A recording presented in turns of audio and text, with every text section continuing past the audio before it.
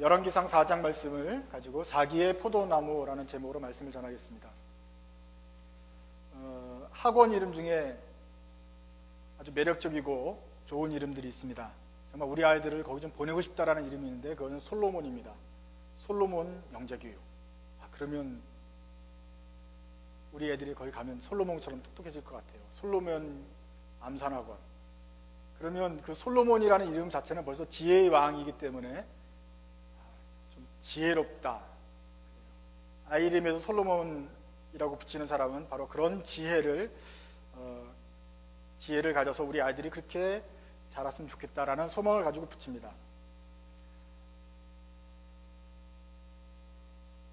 우리는 도대체 솔로몬이 어떻게 그렇게 훌륭한 왕이 될 수 있었는지 한번 생각해 보고 싶습니다.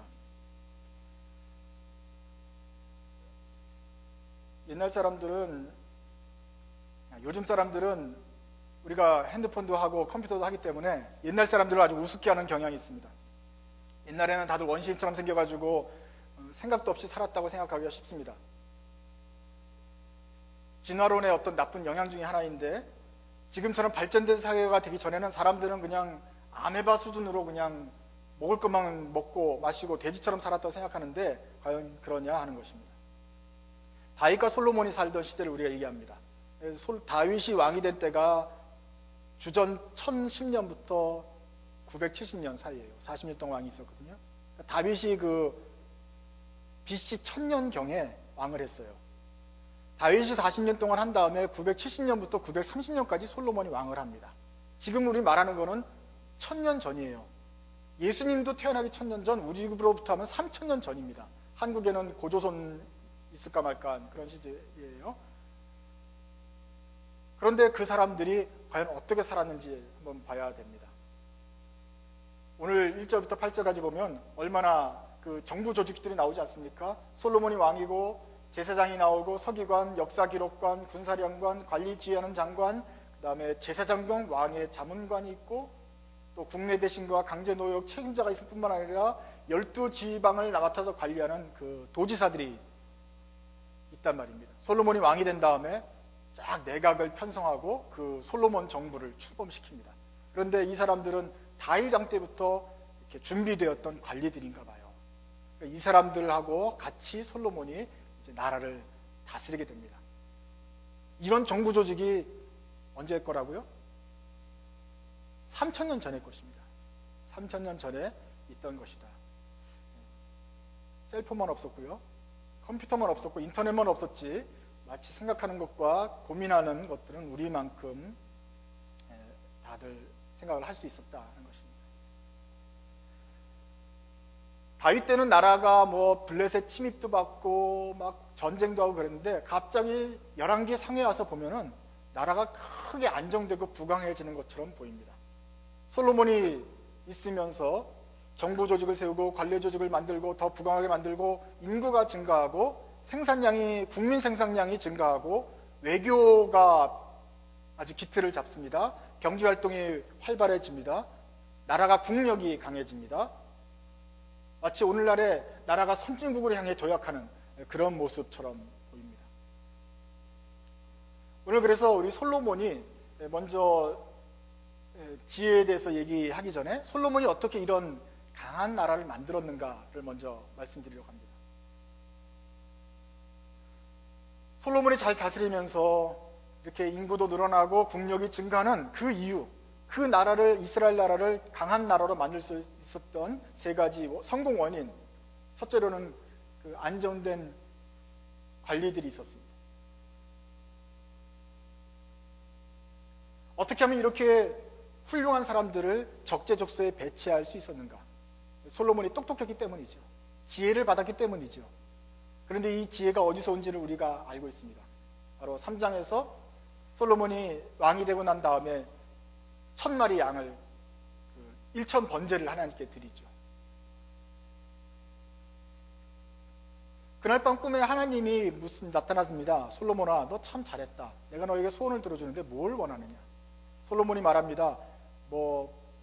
부귀 영화가 아니고요.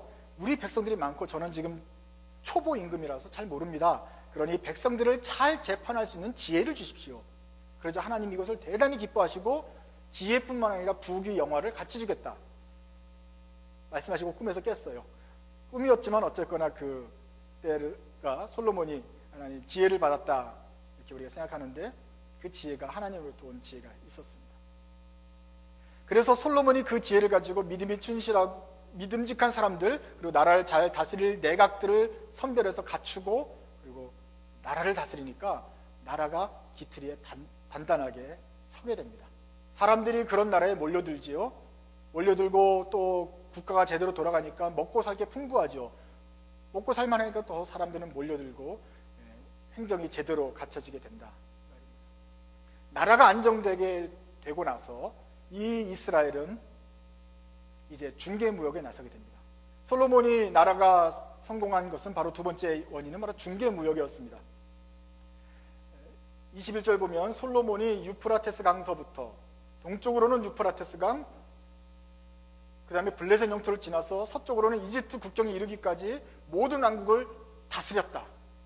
그리고 그 왕국들은 솔로몬이 살아있는 동안 조공을 바치면서 솔로몬을 섬겼다고 말을 합니다. 이거는 정부 여당 측에서 펴내는 약간의 그 뻥이 섞인 그런 진술입니다. 그래서 많은 나라들을 솔로몬이 이렇게 메소포타미아에서 이집트까지 다 다스렸다고 한다면 이집트가 솔로몬한테 와서 절을 하고 조공을 바치면서 살려달라고 그러는 거가 되면 솔로몬 제국이 엠파이어가 있다는 뜻 아닙니까? 그거는 역사적으로 그런 일이 없었고요. 이거는 이제 그 당시의 어떤 정부 기록이 조금 자기네 나라를 이렇게 좀 크게 보이려는 그런 뉘앙스가 들어있는 것입니다. 약간 거짓이 섞였지만 이거 굉장히 양호한 수준입니다. 다른 나라들은 경애하고 위대한 하늘의 뭐 태양 같은 이런 왕으로 쫙 소개하는 거예요. 자기 나라를 그렇게 뻥튀기를 시키는데 여기는 그래도 적절하게 조금 뻥튀기한 거를 여러분 양해하시면 되겠습니다. 솔로몬이 이렇게 완전히 다 다스리고 조공을 받은 것이 아니죠. 어떻게 했냐면은 중개무역을 나섰습니다. 딱 그 이집트와 바벨론 중간에 있는 나라이기 때문에 중개무역을 했습니다. 이 나라에서 사가지고 저 나라로 가고 저 나라에서 물산을 장려하면서 요 안에서 뭐 통행세를 받는다든지 뭐 이렇게 하면서 활발한 중개무역을 해요. 왜냐하면 나라가 안정되어 있기 때문에 그렇게 가능했거든요. 그리고 또 머리를 잘 써가지고 어디가 싸고 어디가 필요한지를 잘 봐서 이런 걸 무역을 하고 중개하면서 나라가 점점점 발전하고 활발해지게 됩니다. 아니, 남는 건 내다 팔고 부족한 건 수입하고 이러면서 물산이 풍부해지니까 사람들이 잘 살게 되고 행복하게 되죠. 또 이렇게 되면 저절로 또 힘도 다 생겨요. 그래서 아무 나라도 쉽게 이 이스라엘을 뭐 침략하거나 이러기가 쉽지 않습니다. 그래서 솔로몬이 그 지혜를 가지고 어떤 중개무역을 잘했다라고 우리가 볼 수 있습니다. 뭐 그 뒤에 솔로몬이 얼마나 많이 먹었느냐도 벌써 이런 국력이 높아졌다는 것을 보여주죠. 한마디로 이스라엘이 부자가 되었습니다. 세 번째 성공 원인 찾는다면 외교술입니다. 외교력입니다. 이렇게 이스라엘이 점점 높아지면서 나라가 부강해지면서 아무도 이스라엘을 함부로 하지 않게 됩니다. 솔로몬의 지혜가 있었기 때문입니다. 외교력이 있었기 때문에 그렇습니다. 그냥 가만히 앉아서 어떻게 되나 보자가 아니라 솔로몬이 적극적으로 나타나서 여러 나라들, 그 많은 나라들을 이렇게 중재했습니다. 이쪽 나라에서 필요한 것, 이쪽 나라에서 생산되는 것 잘 이렇게 해가지고 나라마다 사신을 보내서 설득을 하는 것입니다. 중개무역 그냥 되는 거 아니거든요. 가만히 있다고 저로 중개가 되는 게 아니고 이 가운데 있는 사람이 나가서 오퍼를 제공해야 됩니다. 이걸 갖다가 우리가 저쪽에 있는 너희들이 필요한 것을 내가 가져다 줄 테니까 그리고 너희들이 이걸 쓰고 너희들이 남는 거 이거 헐값에 파는 건 이걸 좀 우리가 비싸게 사서 저쪽으로 팔 테니까 그걸 우리한테 줘라. 이렇게 하면 너희가 훨씬 잘 살게 된다. 지금보다. 너네들도 우리나라를 침략해가지고 전쟁으로 뺏어 죽이면 너네도 힘들고 우리도 힘든 데다가 가져가는 게 별로 없잖아. 그런데 지금 내가 하는 식대로 하면 저쪽 나라도 윈이고 너희도 윈이고 나도 윈이다. 그러니까 생각해보니까 전쟁하는 것보다 이게 훨씬 더 자기네도 편하거든요. 이쪽 나라 가서도 마찬가지입니다. 그래서 여러 나라에 가가지고 그 중개를 하면서 전쟁에서 사는 것보다 우리나라랑 나랑 손잡고 동맹해서 서로 이렇게 화평해서 지내면 너희들이 크게 유익이 된다라는 것을 설득을 하는 거죠. 이것이 그 동맹의 기본 작업 아닙니까? 이렇게 해서 유프라테스 강부터 이집트에 이르기까지 다른 나라들과 싸우지 않고 전쟁하지 않고, 심지어는 블레셋까지도, 다윗 왕 때는 막 철천지 원수처럼 되었었잖아요. 그 블레셋까지도 구워 삶든지 어떻게 해가지고 나라를 아울렀다는 것이에요. 그 사람들이 조공을 바치진 않았겠죠. 우며가며 선물을 좀 했겠지만 이 동맹 관계를 맺어서 실제로 솔로몬 때는 큰 전쟁이 없었지 않습니까? 이게 지혜죠. 여러분도 이게 머릿속으로는 어떻게 하는지 다 알 것입니다. 문제는 그런 지혜가 쉽게 나타나질 않아요. 우리가 살면서도 이런 지혜가 있으면 좋겠는데, 외교술이 있으면 좋겠는데, 너네가 나를 괴롭게 하는 것보다 나랑 동맹을 맺어서 너도 윈윈하고 나도 윈하고 쟤도 윈하고 우리 모두 다 윈윈할 수 있는 오퍼를 여러분이 내서 그것이 통과가 될 만하면 모두 다 좋겠죠. 그런데 이런 지혜가 잘 떠오르지 않죠. 그러나 솔로몬은 이런 지혜가 있었던 것입니다. 어디서부터 왔다고요? 하나님으로부터 오는 지혜가 있어서 그가 그 지혜를 가지고 나라들을 평안하게 했습니다. 자기 나라만 평안하게 한 게 아니라 여러 나라들을 다 이롭게 하는 그런 정책을 필 수 있었던 것입니다. 그래서 이때 솔로몬의 나라는, 여기 지금 성경에 보면 강대국이 되고 큰 제국이 된 것처럼 보이지만 강대국은 되지 않았지만 강소국이 되었습니다.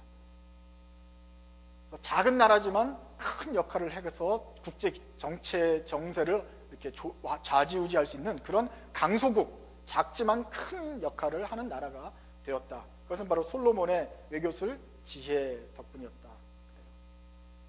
그 결과로 29절부터 이런 보세요. 하나님께서 주신 솔로몬의 지혜와 총명이 넓은 마음을 바닷가의 모래알처럼 한없이 많이 주셨는데, 솔로몬의 지혜는 동양의 어느 누구보다도 또 이집트의 어느 누구보다도 더 뛰어나서 그의 명성은 주위의 모든 민족 가운데 자자하였고, 34절, 사람들이 이 솔로몬의 지혜를 들어서 배우려고 몰려들었다.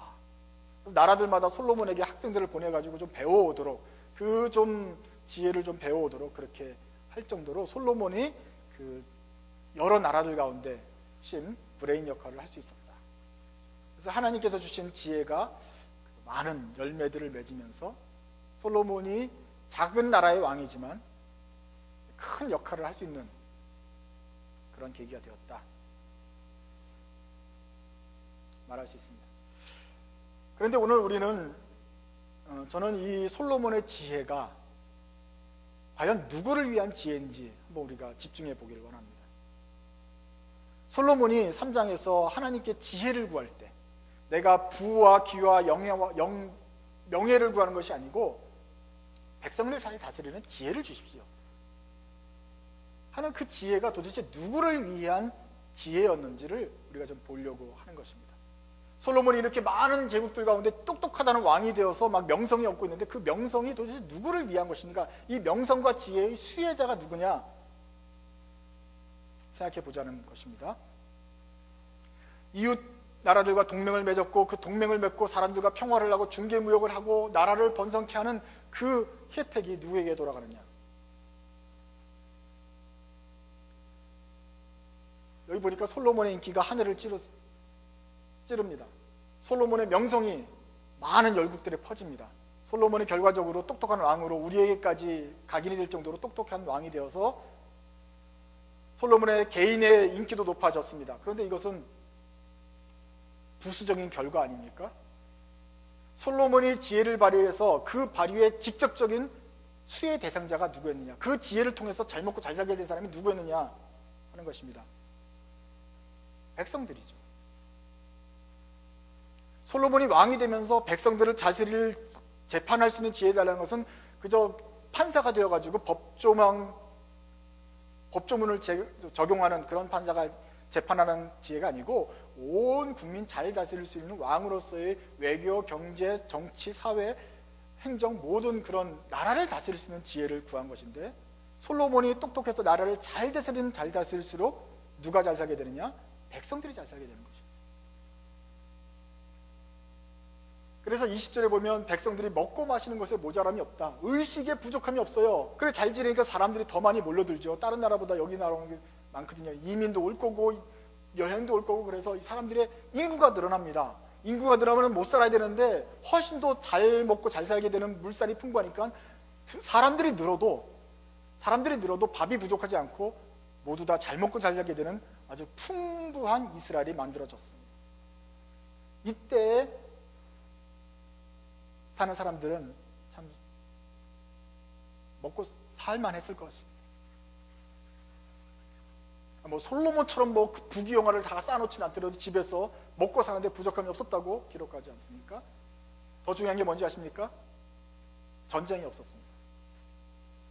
먹고 사는 게 부족함이 없다 갑자기 전쟁 나가서 하면은 아빠 죽고 애 죽고 그냥 여자들끼리 남아가지고 그 힘든 또 삶을 살다가 아들이 좀 커가지고 얘가 엄마, 할아버지, 할머니, 엄마, 애들 부양할 때까지 크면은 이 대대로 고생을 하는 거예요.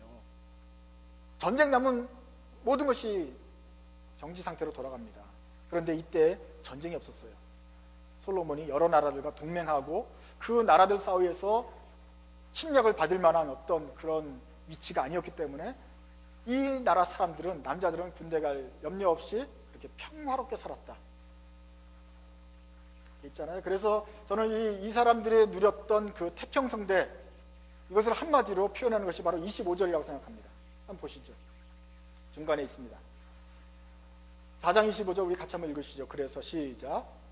그래서 솔로몬의 일생 동안에 단에서부터 브엘사바에 이르기까지 유다와 이스라엘의 모든 사람은 저마다 자기의 포도나무와 무화과 나무 아래에서 평화를 누리며 살았다. 단에서부터 브엘사바는 백두에서부터 한라산까지입니다. 모든 이스라엘 그 땅에 사는 사람들은 저마다 자기 포도나무와 무화과나무 아래에서 평화를 누리며 살았다고 그래요. 한번 사진 한번 보시죠. 이스라엘 최근 사진입니다. 이스라엘의 10년이 되면서 베들레헴에 눈이 내렸어요. 그래서 이 참 척박한 땅에 눈까지 내리니까 보잘것이 없고 나무가 별로 없는 게 여실히 보이시죠? 그 다음 사진을 보면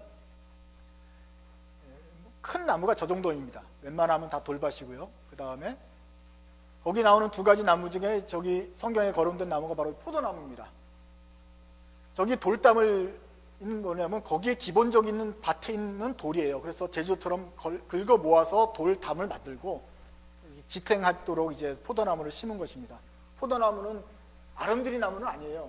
조그만 나무예요. 저거 있어야 포도주도 따먹고 포도 열매도 하는 건포도도 만드는, 한마디로 이게 두번 가게죠. 여기가 생산 수단인 거죠. 포도나무가 있습니다. 그 다음 무화과나무 보시죠. 무화과나무도 그렇게 큰 나무는 슬라이드를 보시면 넘어가고 있습니까? 네. 이게 무화과 열매입니다. 저 나무도 별로 큰 나무가 아니고 그냥 적당한 크기의 나무입니다. 저 나무가 하나 있으면 무화과 수확해가지고 말려서 이 맛있는 거 만들어서 팔기도 하고 먹고 살기도 하는 것입니다. 또 이거 외에 이제 감람나무가 있죠. 올리브 나무가 있어요. 올리브 나무는 여기 있는 시더 트리만큼 흔한 나무인데 조그만 나무예요. 그거에서 또 올리브 수확해가지고 올리브 기름 짜가지고 하는 것이니까 올리브나무, 포도나무 이것은 우리 한국 사람으로 하면 밀과 보리, 논과 밭입니다. 사람마다 저마다 자기 땅을 하나 가지고 있고 거기서 논농사, 밭농사 지어가면서 평화롭게 살았다. 이게 이제 한국식 버전이고 이스라엘 버전으로는 자기의 포도나무와 무화과 나무 아래서 평화롭게 살았다. 그 당시 사람들이 다 이렇게 평화롭게 살았다고 하는 것입니다. 이것이 참 눈물겨운 표현입니다. 고대 근동지방, 특별히 이스라엘의 그 척박한 땅에서는 전쟁이 이렇게 벌어집니다. 전쟁이 일어나잖아요. 이스라엘이 지죠. 그러면 이긴 사람들은 와가지고 뭐 왕들하고 다 장군들 죽일 뿐만 아니라 남자들이 전쟁에서 많이 죽었을 거 아닙니까? 그러고 나서 자기네 군대를 철수해서 자기 나라로 돌아가기 전에 해야 될 것이 하나 있습니다. 그건 뭐냐면은 바로 이스라엘 그 지역의 논과 밭을 망가뜨리는 것입니다. 또다시 농사가 계속 잘 되면 또 힘을 키우고 군사를 일으켜서 대항할 수 있기 때문에, 복수를 할 수 있기 때문에 이 사람들을 깔아뭉개고 가는 것입니다. 간단합니다. 가가지고 포도나무를 자릅니다. 감람나무를 찍어버립니다. 그리고 포도밭에다가 군사들이 큰 돌멩이를 하나, 그냥 바위를 하나 갖다 옮겨 놓습니다. 그러니 볼륨을 조금만 낮춰주세요. 그러니 이 아빠는 전쟁에서 죽고 엄마랑 애들이랑 남아가지고는 포도나무를 근근히 해야 되는데, 이 나무들, 우리의 그 논과 밭이 다 부서졌기 때문에 어떻게 할 수가 없어요. 시애틀에 사는 사람들은 이걸 굉장히 안이하게 생각하는데, 우리는 그냥 씨만 뿌리면 나잖아요. 근데 거기는 돌적밭이거든요. 힘든 곳이거든요. 그러니까 아빠도 죽고 애들하고 엄마랑 모여가지고 같이 다시 포도를 심으면 몇 년이 또 걸린단 말이에요. 저렇게 크려면. 그리고 그동안은 뭐 먹고 사느냐? 쫄딱 망하는 거죠. 밭에 있는 큰 바위를 옮겨놨는데 이것을 옮길 힘이 없습니다. 애가 자라서 큰 장정들이 될 때까지는 이게 안 옮겨지잖아요.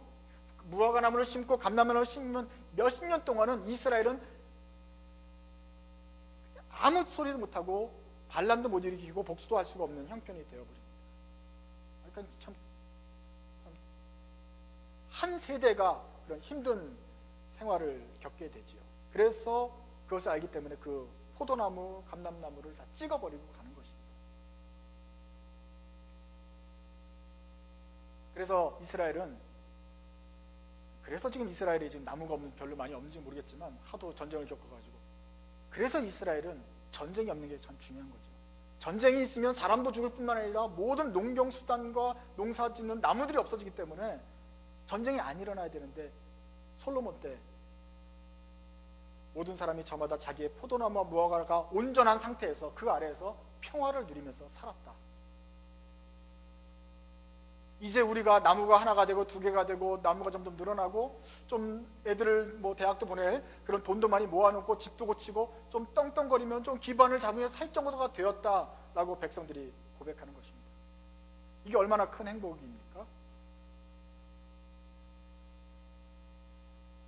정말 좋은 나라가 되는 게 어디에 있습니까? 별거 아닙니다. 그 백성들이 저마다 그 젊은이들이 자기 할 일이 있고 수확할 나무가 있으며 그 나무에 기대서 농사를 짓고 그 나무 아래서 평안한 삶을 사는 것, 소박한 삶을 살더라도 평화롭게 살면서 미래를 꿈꿀 수 있는 나라가 좋은 나라고 행복한 나라입니다. 이때 솔로몬의 지혜가 이렇게 발휘된 것입니다. 오늘 우리를 좀 살펴보길 바랍니다. 우리 주변을 살펴보면은 참으로 이 솔로몬의 지혜가 참 드물다는 것을 우리가 발견하게 됩니다. 솔로몬이 BC 1000년경이고 지금 그때로 3000년이 지났지만, 그러면 나라가 점점점 발달해가지고 이 정도는 우습게 알아야 되는데 사실은 그렇지 않죠. 한국을 봐도 그렇고 미국을 봐도 그렇고 젊은 사람들이 대학을 가고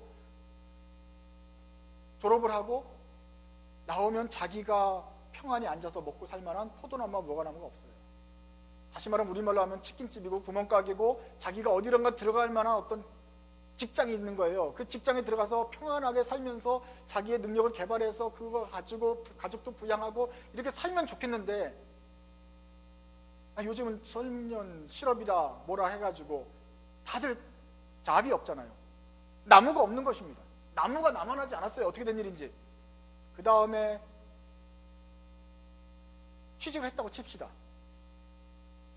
이건 정말 저희들도 잘 모르는 일이지만 요즘 정말 일은 비정규직 있어가지고 뭐 들어가나 마나잖아요.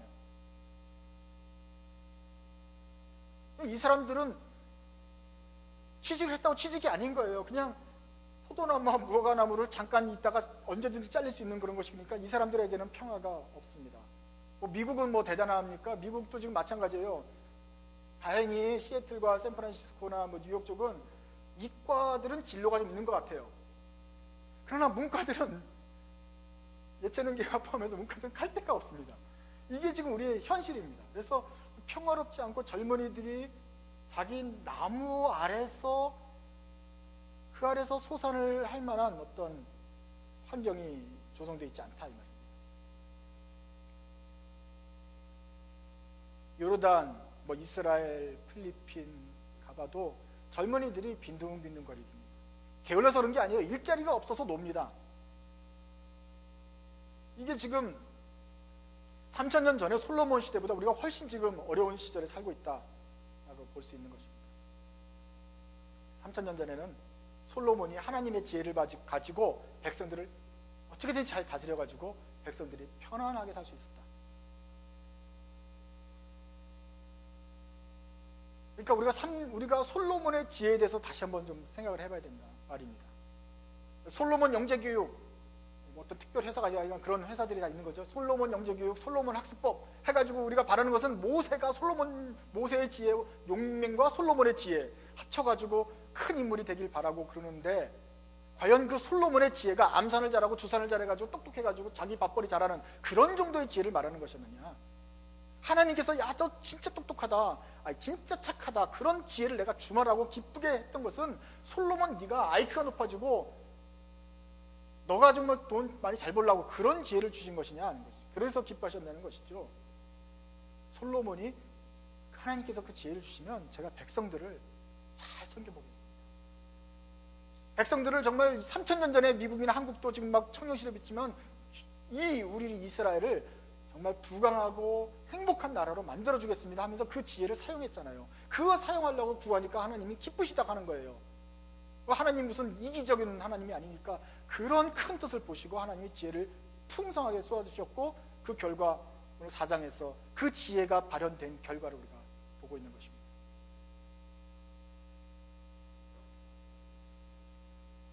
우리가 기도합니다. 우리가 받은 재능과 지혜를 가지고 많은 사람들 섬기고 싶습니다. 하나님을 사랑하고 이웃을 사랑하고 어떻게 하면 이웃을 좀 섬기고 봉사하는 삶을 살고 싶어 합니다. 그런데 어떻게 봉사합니까?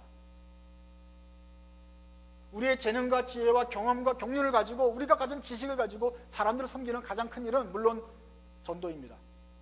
이 소망이 없는 사람들에게 영혼의 그 빈 공간을 채워주는 것, 우리가 가진 이 말씀을 전해서 복음을 알게 하고 이 사람이 예수를 믿고 거듭나게 하는 것, 이 전도가 가장 큰 섬김 맞습니다. 그러나 거기서만 그쳐서는 안 됩니다.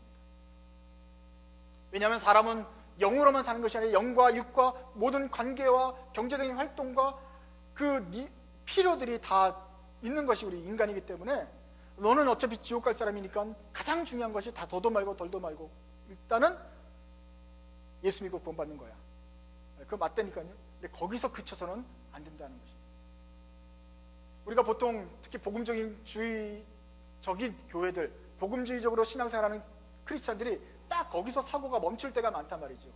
왜냐하면 하나님과 나와의 관계, 그리고 영적인 부분, 그것이 충만하죠. 그렇기 때문에 나도 너에게 가장 좋은 걸 주고 싶기 때문에 영적인 것만 주려고 한단 말입니다. 그리고 거기서 그쳐요. 그 다음 단계를 나가야 되는데 보통은 거기서 멈추기 쉽단 말입니다.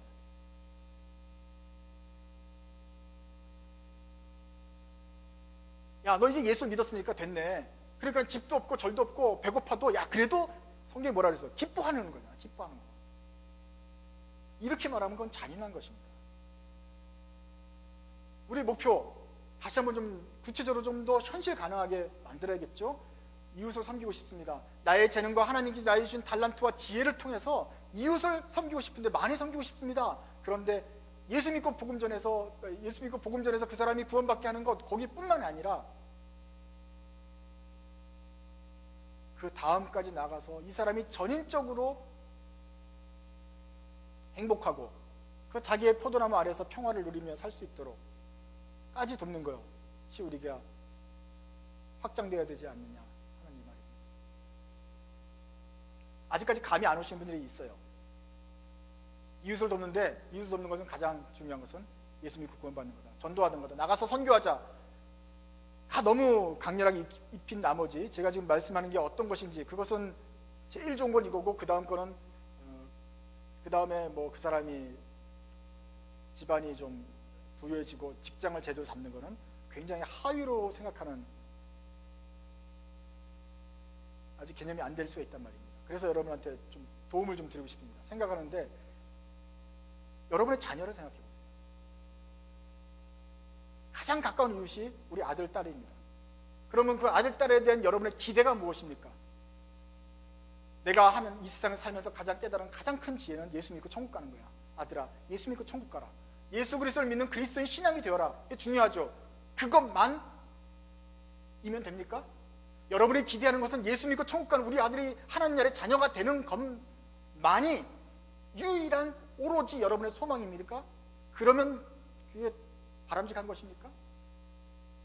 그래가지고 뭐 돈이 없어 대학도 못 가고 혹시 론을 해가지고 대학을 가다 하더라도 나가서 일거리도 없고 실업자니까 계속 빈둥빈둥 놀고 어디 가고 싶어도 경력이 없으니까 직장 취직도 못하고 이러고 있는데, 그렇기 때문에 여자친구도 없고 손자도 없고 집도 없고 절도 없어서 계속 우리가 도와줘야 되는 그런 아들, 딸을 원해요? 근데 예수를 믿었으니까 참 훌륭하다, 이렇게 생각합니까 진짜로? 아니잖아요. 우리 아들은 대학도 가고 거기서 공부도 열심히 하고 좋은 여자 만나가지고 직장도 열심히 들어가고 자기의 포도나무 뭐든지 구멍가게든지 어디 뭐 직장에 들어가서 거기서도 자기 수입, 자기 밥벌이 제대로 해가면서 그거 가지고 남도 돕고 아들, 딸 또 우리 손자, 손녀들 만들어서 또 키우고, 이러한 이웃 사랑이 점점 퍼져나가기를 우리가 기대하고 있지요. 우리 아들, 딸에 대해서. 우리 아들, 딸이 가장 가까운 이웃이라면 그 옆에 있는 이웃들도 바로 그러한 도움이 필요하다는 것을 알아야 됩니다. 솔로몬도 하나님 사랑하는 것이죠. 그래서 모든 이스라엘은 하나님을 사랑하라, 이것만 하지 않았어요. 그 사람 나중에 성전 짓지만 그것만 하진 않았어요. 나라를 부강하게 만들고 이 백성들이 하나님의 왕국 안에서 평안하게 살도록 이렇게 지혜를 발휘했습니다. 마찬가지로 우리도 이웃을 사랑하는데 어떻게까지 사랑해야 되느냐? 복음을 전할 뿐만 아니라 그 사람이 자기 포도나무에 제대로 밥벌이하며 살 수 있도록 도와주는 것, 이게 우리가 할 수 있는 큰 일 중에 하나다.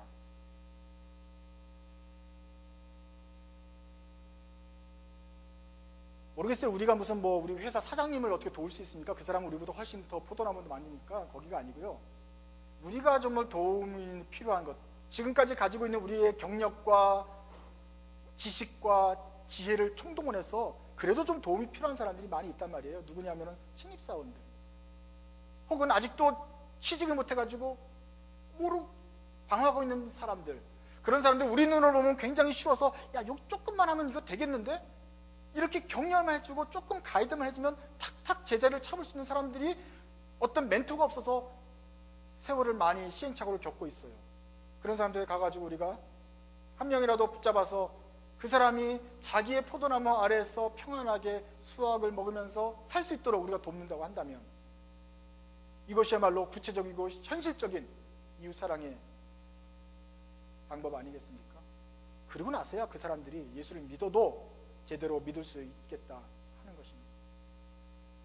이게 우리 앞선자들이 도와야 될 것입니다. 직장에서 선임들이 후임들에게 가르쳐주고, 우리 주위에 이런 도움이 필요한 사람들의 눈을 열어서 우리 자녀들에게 대한 기대만큼 우리 그 빌빌대는 사람들, 빌빌대는 것처럼 보이고 아무 할 일이 없어 무료한 것처럼 비난하지 말고 그 사람들에게 잡을 갖도록, 자기의 포도나무를 갖도록 도와주는 것이 우리의 책임이 아니냐 하는 것입니다.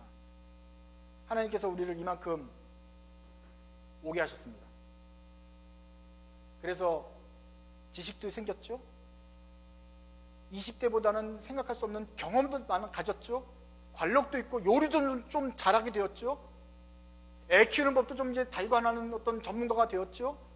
이런 지혜를 나의 명성을 위해서 쓰는 것이 아니고 저 사람들을 돕기 위한 위에서 하나님께서 주신 지혜다, 이렇게 생각할 때 비로소 이웃사랑의 실체가 구현되게 되는 것입니다. 그리고 만약에 우리가 이렇게 이웃사랑을 제대로 잘하고 우리의 지혜를 가지고 사람들을 잘 섬긴다면 그 결과로 우리의 인기가 높아지고 명예가 높아져서 혹시 우리의 명성이 자자하게 될 것은 그건 부산물로 따라오게 될 것이다. 그래서 내가 높아지고 내가 인기를 얻는 것이 목표가 아니고 그 지혜를, 하나님의 지혜를 가지고 하나님의 사람들을 섬기면 주님께서 또 솔로몬에게 주시겠다는 부와 귀와 명예가 부산물로 따라오게 될 것이다 하는 것입니다. 이제 새해를 이제 시작하는 1월 달에 우리가 이런 목표를 좀 잡았으면 좋겠습니다. 올 한 해 동안 하나님께서 우리에게 보여주시는 그런 사람들을 섬기게 해 주십시오. 기술도 없고 경험도 없고 뭔가 좀 좌충우돌을 하고 있는 것 같은데 내가 나의 가진 경험으로 좀 도와주면 혹시 살림살이라든지 직장 생활이라든지 여러 가지 면에서 내가 좀 도움이 될 수 있어서 그 사람이 한 단계 한 단계 발전할 수만 있다면 그것이 하나님께서 나에게 주시는, 나에게 기대하시는 나이가 내가 가진 지혜를 사용하는 법이다. 그런 사람을 내가 어떻게 섬길 수 있을까 고민하는 한 해가 되길 원합니다. 우리 학생들도 마찬가지입니다. 여러분이 똑똑한 것은 우리가 원래 그렇게 태어나서가 아니잖아요. 하나님께서 지혜를 주신 것이잖아요. 그래서 아직도 이해를 못하고 있는 옆에 친구가 있을 거예요. 그 친구에게 쉬는 시간에 잠깐 어드바이스를 해줘서 그 사람이 아하 그거였구나. 그러고 나서 그 문제를 풀 수 있는 능력이 됐다면 여러분이 솔로몬처럼 그 지혜를 다른 사람에게 사용하게 된 것입니다. 우리가 가진 지혜를 더 많은 사람들에게 전달하고 사람들을 도와줄 수 있는 멘토가 되자. 그런 사람 한 사람씩을 잡아가지고 그 사람들을 위해서 기도하고 도움을 주자. 바라기는 정말 소망하기는 그 사람이 저마다 자기의 포도나무와 무화과 나무 아래서 평화를 누리며 살 수 있도록 우리가 돕는다면 그것은 하나님께서 솔로몬에게 지혜를 주신 것과 같은 일이 오늘날 우리 삶에서 일어난 것이다. 모두 다 하나님의 나라를 꿈꿉니다. 주님의 나라가 이 땅에 임하기를 원합니다. 그런데 이스라엘의 하나님 나라가 어떻게 임했습니까? 하나님께 받은 지혜를 가지고 솔로몬 왕이 그것을 사람들을 위해서 썼을 때 그 하나님의 나라 이스라엘이 부강해지고 행복해지고 자기 나무 안에서 평화를 누리면서 살 수 있었습니다. 모든 백성들이 그 왕국 안에서 편했던 것 했습니다.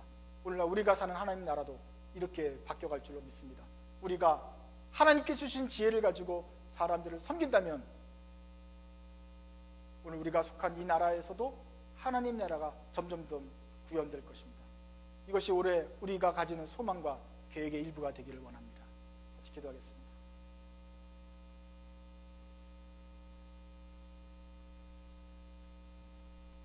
하나님 아버지, 주님께서 주신 지혜가 참으로 놀랍고 감사합니다. 저는 지금까지 솔로몬의 지혜를 부러워하고 질투하였고 그것을 왜 저에게 주시지 않는가 고민했었는데 주님께서는 이미 저에게 많은 것들을 주셨습니다.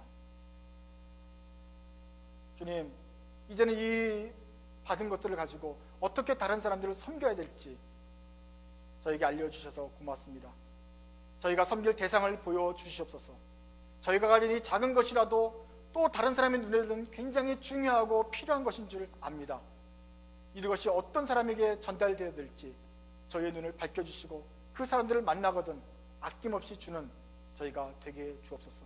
그래서 솔로몬이 이 지혜를 활용한 결과 모든 명성과 칭송과 인기가 있었던 것처럼 저희도 이렇게 섬기는 삶을 통하여서 부수적으로 하나님의 복이 따라오는 복된 삶 되게 하여 주시옵소서. 그래서 우리가 속한 이곳에서 주님의 나라가 구현되고 우리의 이웃들이 참으로 평화롭고 행복하게 사는 그런 진전이 2015년도 올해 있기를 원합니다. 우리에게 보여주시옵소서. 예수님의 이름으로 기도드립니다.